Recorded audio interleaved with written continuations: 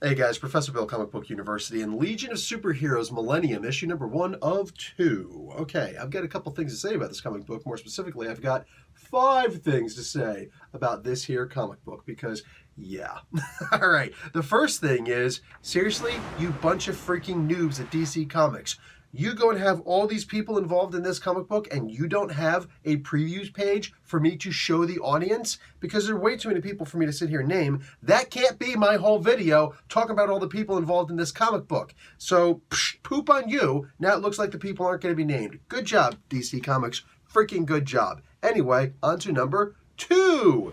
Number 2 is interesting use of Rose Forest in this book. Yeah, I'm going to admit to a little bit of noobery here in a moment. I'm used to Rose Canton. Okay, I grew up, I had a whole bunch of those comic books with the cover missing, mysteriously. Yeah, I know, it was thievery, okay, back in the day. Basically, like, people act like stealing comic books is a new thing by having them online. Well, that's a disgusting trait that people do.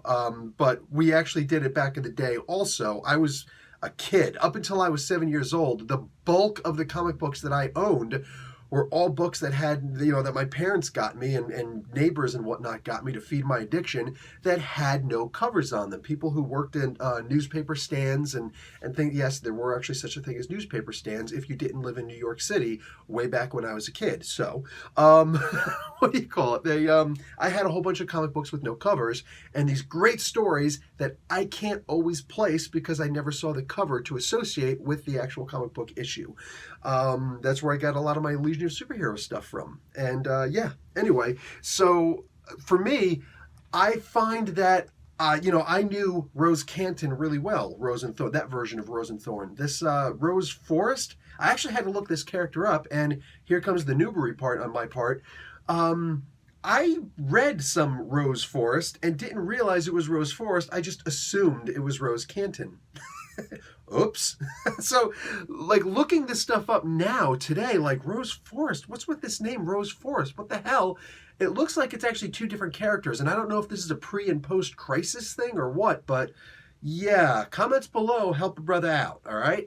Number 3, interesting use of characters in this book. I was kind of shocked to see that we go from old Supergirl, still looks hot, to, like the hairstyle, to Batman Beyond, to Commandy, to all of a sudden we start talking about Tommy freaking Tomorrow.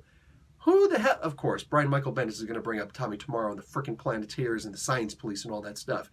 Kudos. That was pretty cool. Impressive. Okay, most people like just... Oh man, most people don't know that there are superheroes outside of Earth. You know what I'm saying? In today's comic book reading world, you know what I'm saying? That being said, yeah, good use of freaking Tommy Tomorrow. Wow, did not expect to see that. Absolutely did not. But it's Bendis, so I guess I should have, right? Shame on me. So there's a lot of shame in this comic book. Number 4.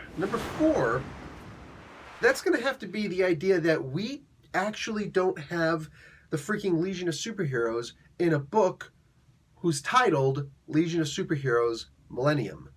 So is this like the Millennium before we get there? Because I don't think that was made plain. I was expecting to read the Legion of Superheroes in this book.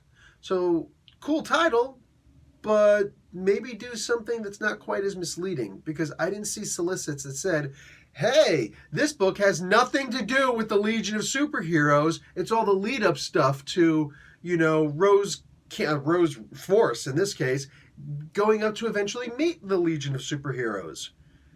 I was not prepared for that. So, of course, I was very disappointed when even at the very end, there was no, final page reveal where, the Legion of Superheroes show. There was nothing like that. There was actually more Legion of Superheroes in Superman issue number 14 than there was in freaking Legion of Superheroes Millennium, issue number 1 of 2. What's up with that? Anyway, number 5, fifth thing about this comic book. I'm not a dick. So look, here. Just kidding. I buy my comic books. So here's all the people that were involved in this comic book. Feel free to pause the comic book, to pause the review to see all the people who are involved in this comic book because they deserve it. There we go. So maybe the fifth thing wasn't completely about this comic book, and it was a really good callback to the first thing. But anyway, that's it. That's all I've got for this comic book. I was really disappointed that the Legion didn't appear in here. And if this was titled better, you know what I'm saying? Like if it was called Pre-Legion of Superheroes, just that's the dumb name. But they could have done something, you know, saying that the Legion of Superheroes wasn't going to be in this, or this is the stuff leading up to the time where we get to the, you know, like call it Legion of Superheroes issue 0. You know what I'm saying? Call it and just do one book instead of part 1 and 2. Do Legion of Superheroes 0.0, and then the next one 0.5, and then do the Legion of like something like that.